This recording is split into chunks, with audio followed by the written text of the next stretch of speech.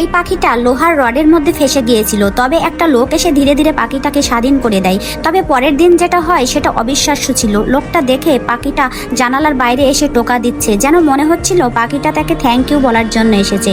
এটা দেখে লোকটা অবাক হয়ে যায় এবং কিছুক্ষণের জন্য পাখিটাকে নিজের হাতে বসতে দেয়। তবে তারপরের দিন পাখিটা আবারও ফিরে আসে, আর ওই দিন লোকটা পাখিটাকে কিছু খাবার জন্য দেয়।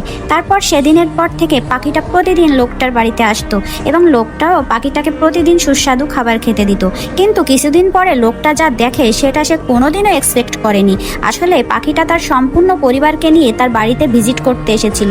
লোকটা খুশি খুশি প্রত্যেকটা পাখির জন্য খাবার এনে দেয় এবং খাবার পরে পাখিগুলো তার বাড়ির একোনায় ওকোনায় বসে রেস্ট নেয়। তবে গল্প এখানেই শেষ নয়। এই সব কিছু দেখার পরও আশেপাশে যত পাখি ছিল সব পাখি লোকটার বাড়িতে ফ্রি খাবার খেতে চলে আসতো। সত্যি, যদি আপনার মন বড় হয় তাহলে আশেপাশের সব পাখিগুলো আপনার এভাবেই আপন হয়ে যাবে।